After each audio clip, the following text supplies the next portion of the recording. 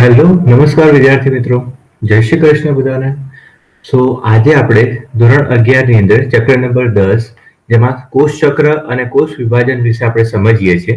તો એમાં પ્રીવિયસ લેક્ચરની અંદર લાસ્ટ લેક્ચરની અંદર આપણે સમવિભાજનની પ્રક્રિયા સમજી ગયા કે જેના 4 જુદા જુદા તબક્કા વિશે આપણે અભ્યાસ કર્યો હતો. પૂર્વાવસ્થા, ભાજનાવસ્થા, ભાજનોત્તરાવસ્થા અને અંત્યાવસ્થા વિશે આપણે સમજી ગયા. તો નેક્સ્ટ ટોપિક આજના લેક્ચરની અંદર આપણે શાના વિશે અભ્યાસ કરીશું તો કે કોષ રસના વિભાજન વિશે અભ્યાસ કરીશું કે કેવી રીતે કોષ રસ વિભાજન પામતો હોય છે. તો આજનો આપણો ટોપિક થશે કોષ રસનું વિભાજન. તો ચલો જોઈએ બેટા કે કેવી રીતે કોષ રસ વિભાજન પામે છે. તો અહીંયા આપણે શરૂઆત કરીએ. એકદમ ઈઝી ટોપિક છે બેટા કે સામાન્ય રીતે આપણે આગળ જોઈ ગયા ને કે સમભાજનની પ્રક્રિયા એટલે કે કોઈ પણ પ્રકારે વિભાજનની જે પ્રક્રિયા છે એ વિભાજનની પ્રક્રિયા એ 2 તબક્કામાં થતી હોય છે. કોઈ પણ વિભાજન લઈ લો તમે, એ 2 તબક્કામાં થાય. એક શું હોય તો એક તબક્કો એવો કે જેમાં સૌપ્રથમ શું થાય તો કે કોષ કેન્દ્રનું વિભાજન થાય, જેને આપણે શું કહીએ છીએ કેરિયોકાઇનેસિસ તરીકે ઓળખીએ છીએ. સૌપ્રથમ શું થશે તો કે કોષ કેન્દ્ર જે છે એ વિભાજન થશે, એટલે આપણે એને શું નામ આપીએ કેરિયોકાઇનેસિસ તરીકે આપણે એને ઓળખીએ.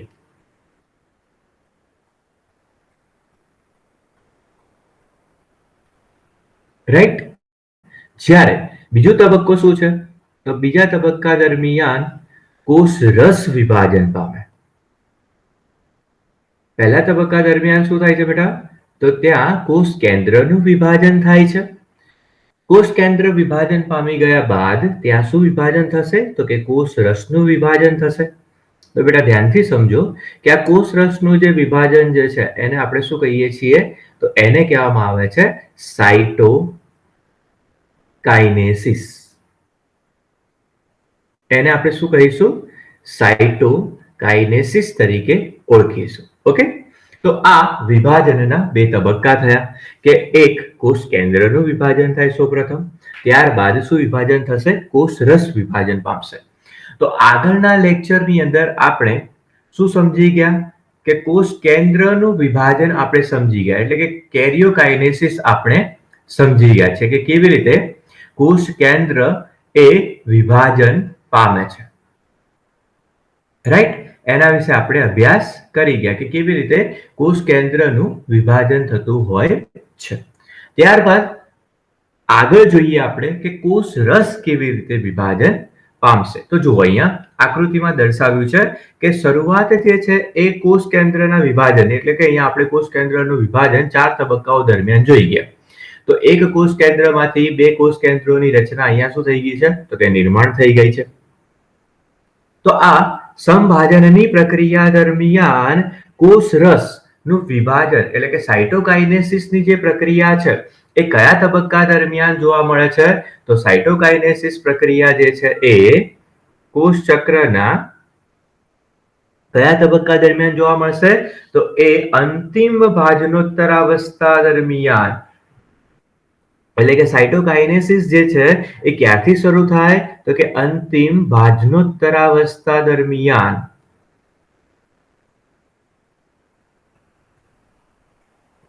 અંતિમ ભાજનોત્તરા અવસ્થા દરમિયાન આ પ્રક્રિયા જે છે એ શરૂ થઈ જતી હોય છે. તો કેવી રીતે વનસ્પતિ અને પ્રાણી કોષમાં કેવી રીતે વનસ્પતિ તથા પ્રાણી કોષની અંદર આ કોષ રસનું વિભાજન થતું હોય છે એ આપણે સમજીએ. ઓકે. તો શરૂઆત કરીશું પહેલા આપણે પ્રાણી કોષમાં કોષ રસનું વિભાજન. તો જો બેટા અહીંયા આપણને એક આકૃતિ આપેલી છે. આ કોના વિશે આપણે સમજીશું તો કે પ્રાણી કોષની અંદર અહીંયા આપણે શું સમજીએ છીએ તો કે પ્રાણી કોષમાં કોષ રસનું વિભાજન.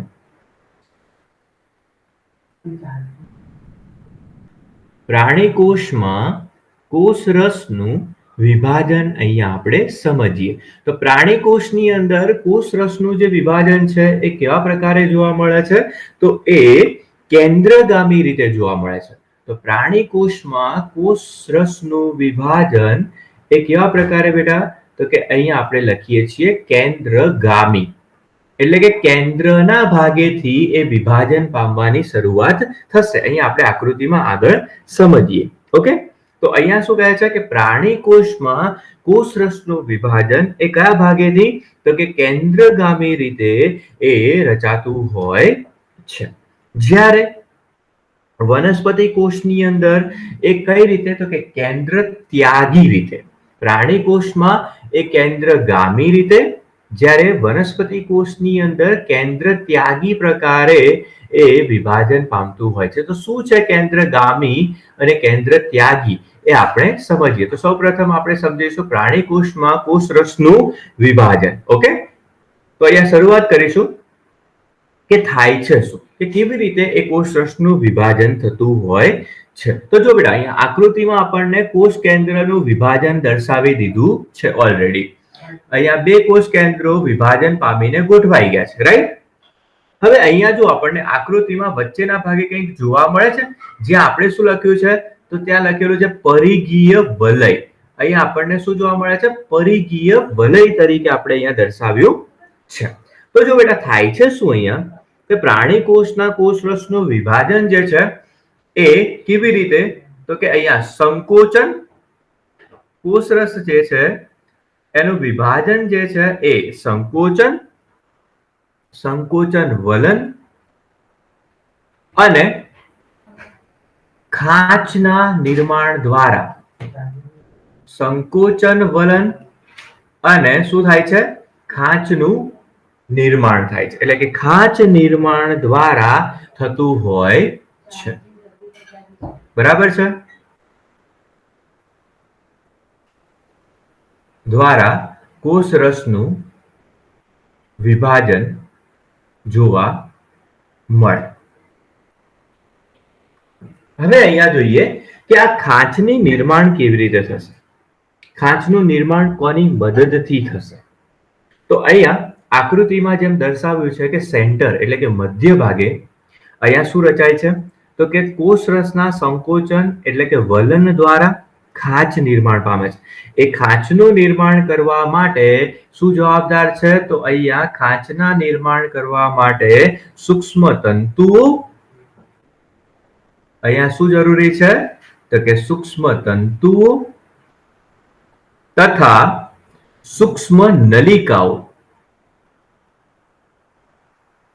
સૂક્ષ્મ તંતુ તથા સૂક્ષ્મ નલિકાઓ એ પરિઘ તરફના ભાગેથી, એટલે કે જુઓ આ જે વર્તુળાકાર જે ભાગ જે છે બહારની તરફનો ભાગ, જ્યારે આપણે શું કહીએ છીએ? પરિઘ તરફના વિસ્તાર તરીકે આપણે એને ઓળખીશું. તો આ જે પરિઘ તરફનો જે વિસ્તાર જે છે, પરિઘ તરફનો જે ભાગ જે છે એ ભાગેથી આ જે સૂક્ષ્મ તંતુ અને સૂક્ષ્મ નલિકાઓ જે છે એ અંદરની તરફ શું કરે છે? તો કે સંકોચન પામે છે. એટલે કે એક સંકોચનશીલ વલનનું નિર્માણ કરે છે. જુઓ અહીંયા આકૃતિમાં દર્શાવ્યું છે કે આ રીતે એ શું થાય છે? તો કે સંકોચન પામે છે. એ નલિકા દ્વારા અહીંયા શાની રચના થઈ? તો કે પરિઘીય વલન દ્વારા અહીંયા શું રચાય છે? તો કે ખાંચ રચાતી હોય છે. બરાબર? કયા ભાગેથી રચાશે? તો કે પરિઘ તરફના વિસ્તારથી ખાંચનું નિર્માણ થતું હોય છે. આ ખાંચનું નિર્માણ કરવા માટે આ જે સૂક્ષ્મ તંતુઓ અને સૂક્ષ્મ નલિકાઓ જે છે એ શાના બનેલા હોય બેટા? તો એ વિશિષ્ટ પ્રકારના પ્રોટીનના બનેલા હોય છે. એ કેવી રીતે રચાય છે? તો એ વિશિષ્ટ પ્રકારના પ્રોટીનથી રચાયેલા જોવા મળશે. એટલે શાના બનેલા હોય છે? તો એ પ્રોટીનના બનેલા હોય છે. કેવા પ્રકારના પ્રોટીન? તો વિશિષ્ટ પ્રોટીન, જેને આપણે શું કહીએ છીએ? એક્ટિન પ્રોટીન અને માયોસિન પ્રોટીન.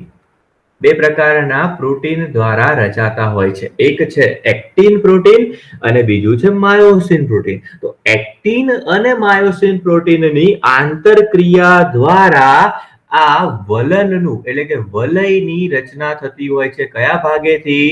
તો પરિઘ તરફના ભાગેથી એ વલયની રચના નિર્માણ પામતી હોય છે. એટલે કે કોષની બહારના ભાગેથી એક ખાંચનું શું થાય છે? નિર્માણ થતું હોય છે. પરિઘ તરફના ભાગેથી શું રચાય છે?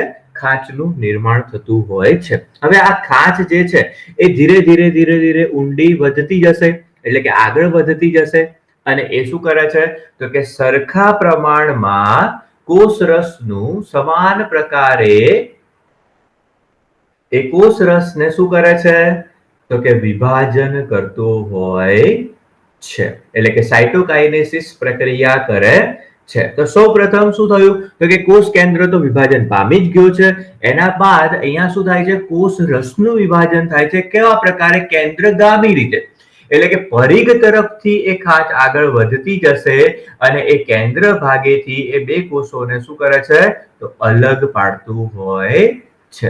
એ બે કોષોને અલગ રચના નિર્માણ કરતી હોય છે. તો આ પ્રકારે જે કોષરસનું વિભાજન થાય છે, જેને આપણે શું કહીએ છીએ? કેન્દ્રગામી કોષરસ વિભાજન તરીકે ઓળખવામાં આવે છે, જે શામાં જોવા મળે છે? તો કે પ્રાણી કોષની અંદર જોવા મળતું હોય છે. ક્લિયર? આગળ જોઈએ, વનસ્પતિ કોષમાં કેવા પ્રકારે કોષરસનું વિભાજન થાય છે. તો વનસ્પતિ કોષની અંદર કોષરસનું વિભાજન પહેલામાં આપણે શું લખ્યું હતું બેટા? કે કેન્દ્રગામી રીતે. આ વનસ્પતિ કોષમાં કોષરસનું વિભાજન એ કઈ રીતે? તો કે કેન્દ્ર ત્યાગી રીતે. કયા પ્રકારે બેટા?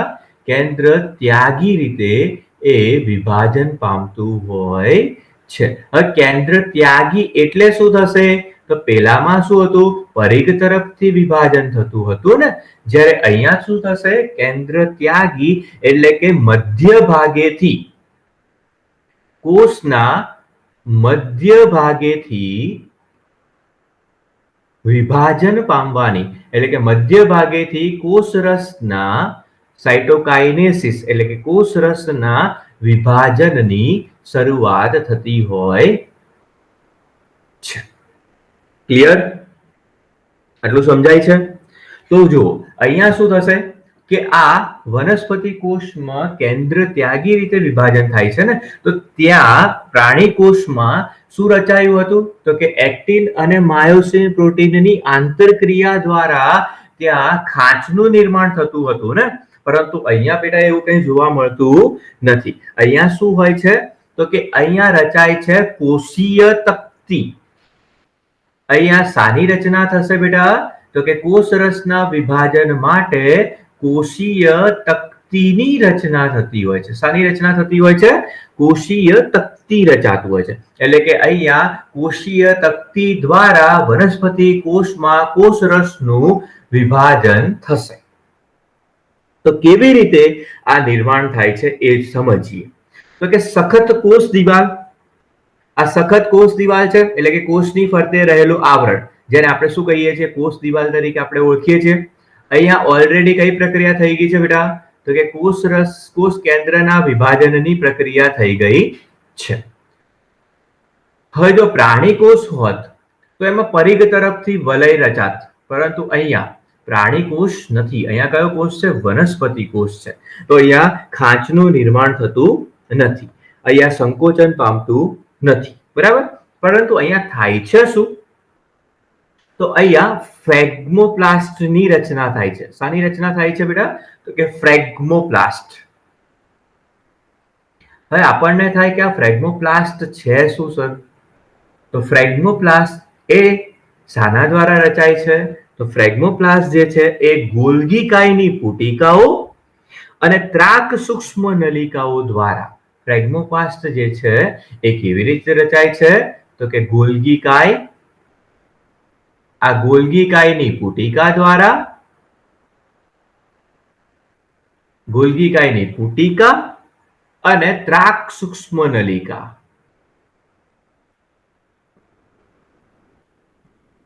રાઈટ? ત્રાક સૂક્ષ્મ નલિકા એ શું કરે છે? તો કે એ વિષુવવૃત્ત તરફ ગોઠવાય છે, એટલે કે સેન્ટરનો જે ભાગ જે છે એ શું રચે છે? તો કે વિષુવવૃત્ત વિસ્તાર રચે છે, એટલે કે મધ્ય ભાગ, જેને આપણે વિષુવવૃત્ત તલ તરીકે પણ ઓળખીએ છીએ. વિષુવવૃત્ત તલ તરીકે પણ ઓળખવામાં આવે અથવા એને મધ્ય તલ તરીકે પણ ઓળખવામાં આવશે. તો એ મધ્ય ભાગે એટલે કે વિષુવવૃત્ત ભાગે એ શું રચે છે? તો કે ફ્રેગમોપ્લાસ્ટની રચના કરે છે. એટલે કે ફ્રેગમોપ્લાસ્ટ જે છે એ કેવી રચાય છે? તો કે તકતી જેવી રચનાનું નિર્માણ થતું હોય છે. કયા ભાગે? તો કે વિષુવવૃત્તના ભાગે. કોની મદદથી? તો કે ગોલ્ગી કાયની મદદથી. એટલે કે ગોલ્ગી કાયની પુટિકા, એ પુટિકાની મદદથી આ પ્રકારની રચના નિર્માણ થતી હોય છે. હવે ગોલ્ગી કાયની પુટિકાઓ જે છે, અહીંયા જો બેટા સેકન્ડ આકૃતિમાં કે વચ્ચે શું રચાઈ ગયું? તો કે કોષીય તકતી રચાઈ ગઈ. મતલબ કે આ ગોલ્ગી કાયની જે પુટિકાઓ જે છે એ પુટિકાઓ શું થશે? તો એ સંયોજન પામ્યું. એટલે કે પુટિકાઓ દ્વારા કેલ્શિયમ અને મેગ્નેશિયમ પેક્ટેટનો શું થાય છે? સ્ત્રાવ. કોના દ્વારા બેટા? તો કે ગોલ્ગી કાયની પુટિકા દ્વારા વિષુવવૃત્ત તલના ભાગે કેલ્શિયમ અને મેગ્નેશિયમ પેક્ટેટનો સ્ત્રાવ થશે. આ કેલ્શિયમ અને મેગ્નેશિયમ પેક્ટેટ જે છે એ આ ફ્રેગમોપ્લાસ્ટ જે છે એને કયા સ્વરૂપે? તો કે તકતી સ્વરૂપે એ ગોઠવાયેલી જોવા મળશે. હવે જો સેન્ટરના ભાગેથી બે કોષરસનું વિભાજન થઈ ગયું બેટા. આ ભાગે એક કોષરસ વિભાજન પામી ગયું અને અહીંયાથી બીજા કોષ કેન્દ્રનું તથા કોષરસનું વિભાજન થઈ ગયું. તો આને આપણે શું કહીએ છીએ? કોષીય તકતી તરીકે ઓળખવામાં આવે છે. આ કોષીય તકતી જે છે એ કોષીય તકતી દ્વારા કોષરસનું શું થાય છે? વિભાજન થાય છે. તો આ થશે વનસ્પતિ કોષ તથા પ્રાણી કોષની અંદર કોષરસનું વિભાજન. ક્લિયર? અહીંયા સુધી સમજાય છે બધાને? તો આ થશે સમભાજનની પ્રક્રિયા દ્વારા જોવા મળતું કોષરસનું વિભાજન. ક્લિયર? તો અહીંયા સુધી બેટા આજનો લેક્ચર આપણે રાખીએ છીએ. નેક્સ્ટ ટોપિક એટલે કે અર્ધીકરણની પ્રક્રિયા આપણે સમજીશું નેક્સ્ટ ચેપ્ટર, નેક્સ્ટ લેક્ચરની અંદર. તો ત્યાં સુધી મસ્ત રહો, ખુશ રહો અને વિડીયોને લાઈક કરો, સબસ્ક્રાઇબ કરો જો ચેનલને હજુ સુધી સબસ્ક્રાઇબ ના કરી હોય તો, અને તમારા મિત્રો સુધી એને પહોંચાડો જેથી કરીને બીજા વિદ્યાર્થીઓ પણ આપણી સાથે જોડાઈ શકે. ઓકે, સો મળીએ બેટા નેક્સ્ટ લેક્ચરની અંદર નવા ટોપિક સાથે. Thank you so much.